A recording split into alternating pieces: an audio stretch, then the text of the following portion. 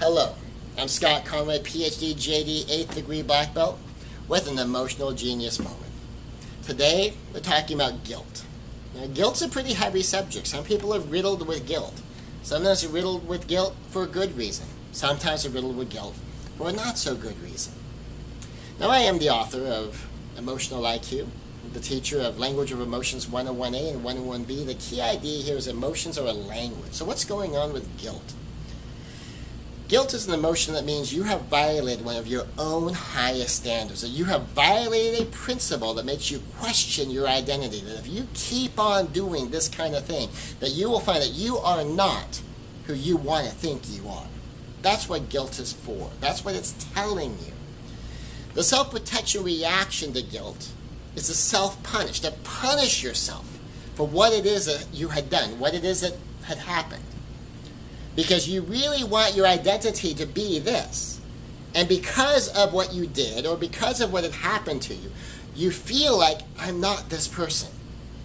And so you punish yourself for doing this as part of this thing. See, that's not part of who I am. I hate that. I hate the fact that that's there. And the only reason I hate it is because I don't accept that. That's not me. That's not me. This is me. And that's so much of what's going on with guilt.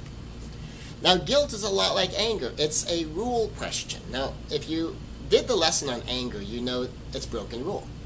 That your rule got broken. Here, your principles got broken. An identity level principle got broken, and you're the one that broke it. So we take a look at the principle. So on the point of no return principle, just to give you a quick example here, let's look at religion for a moment. There's a lot of very legalistic religions. They say none of this, none of that. You're not allowed to do that. No drinking, no dancing, no gambling, none of all of these things. They have very strict rules sometimes. And if you're not part of the religion, you could look at that and think, that's just ridiculous. That's just stupid. Why do they make all of those rules? Well, I'll tell you, part of it is they're drawing the lines where they're reasonably certain someone is safe, that their point of no return line is at least there or past. And that's what I call the proper purpose of legalism. Now, personally, I'm not much on legalism. I'm more on character development. I'm more on develop the strength and the resilience. Well, if you understand the language of emotions, you have perceive, understand, manage, use. You can do state management. You understand the point of no return principle. You know where you have to put your lines on any given temptation to do anything that you know is going to be a violation of your sense of your identity. So that's how you handle guilt. Guilt is, I violate one of my own highest standards. This has been a very, very shortened version of it. I know it's a big, heavy topic. I've done what I can in the very short amount of time that I have.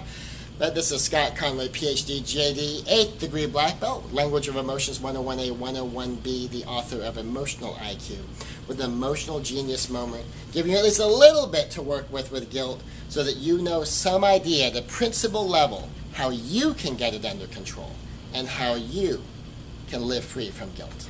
Thank you.